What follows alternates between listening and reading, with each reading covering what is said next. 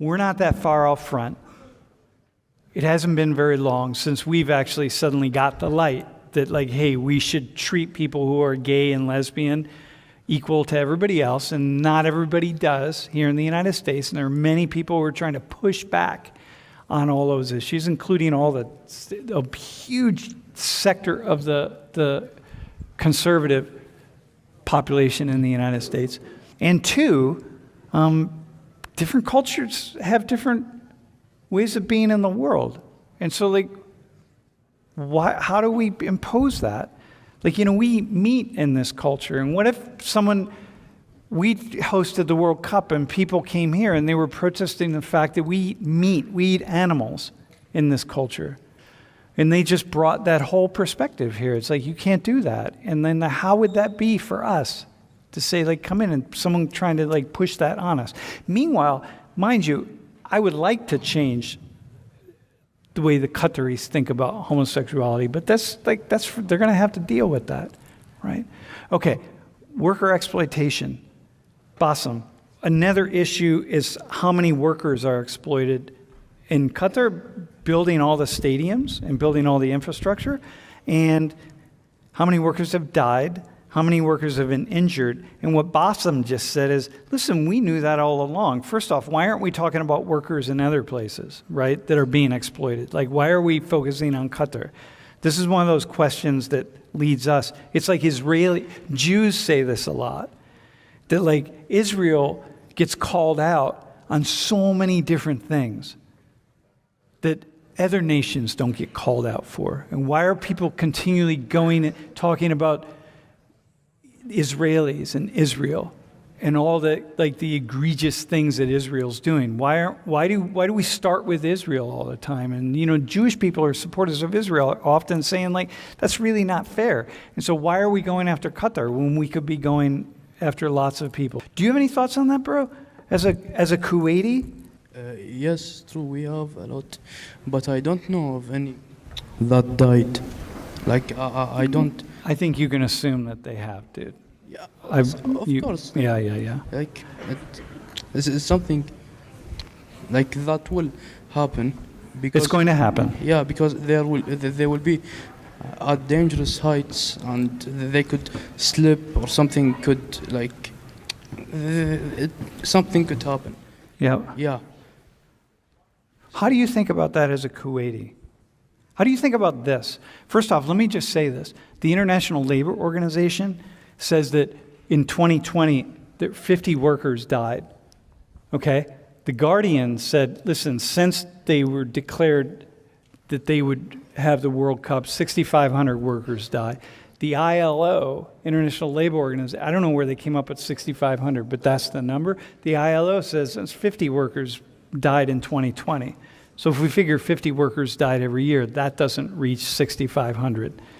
So we throw these numbers around, and we have to be really careful, right? Like, I'm not shilling for Qatar. I don't really care about Qatar, but I care about this attack on which is this attack being inspired by anti-Muslim, including and anti-Arab, including anti-Kuwaiti, anti-Emirati, anti-Saudi, anti-Omani, anti-everything, right? So this is a question that's out there, bro.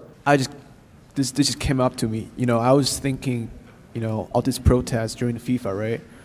And then suddenly I think back when Colin Kaepernick, he kneeled down during the NFL. Everybody was saying, keep the sport, just sport, don't get politics involved. Uh-huh. And then now it's like everybody's involved in politics, in sports, in FIFA,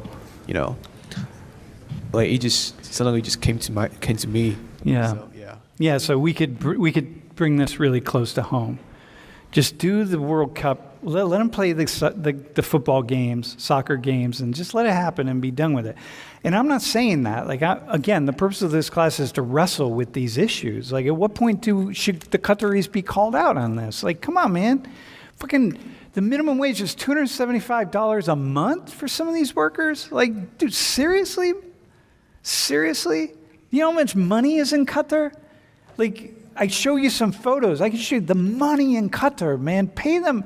Can you pay them not $500 a month? Like, holy shit. Like, what's going on here? So it's not like you get off scot-free, but we're sending our manufacturing over to China because we know that the Chinese will make sure we get a really cheap iPhone, and that all your iPhones will be less expensive because we'll make sure the Chinese will just make sure that they can produce them with really cheap labor. And we're doing that, and you're doing that, and y'all know that. You know workers are being exploited all over the world, so you can buy cheap shit, including the clothing that you have. Everyone in this classroom is you have clothing in your wardrobe that's made by slaves.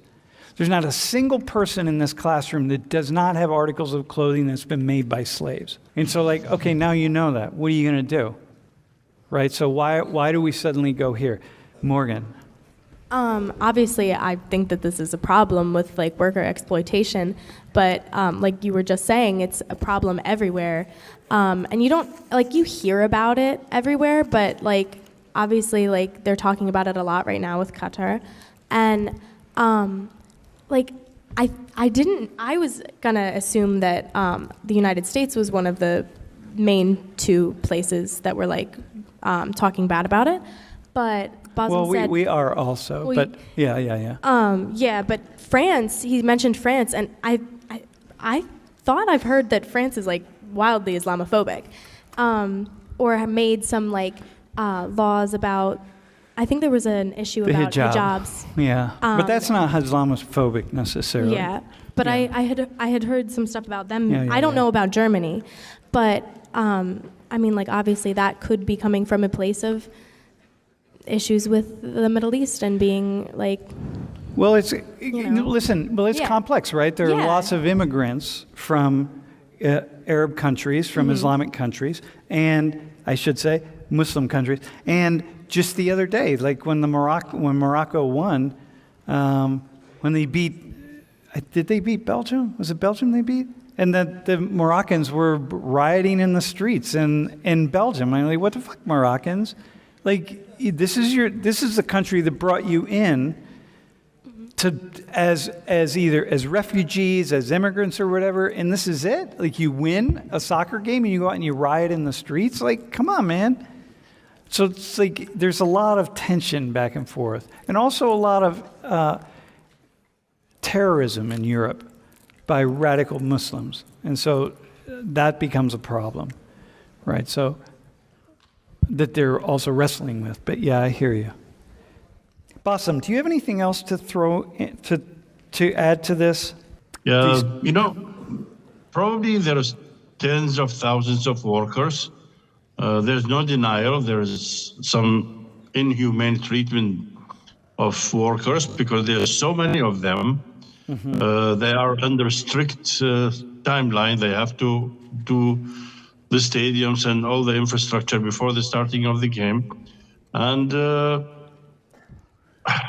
there is some harsh treatment to foreign workers.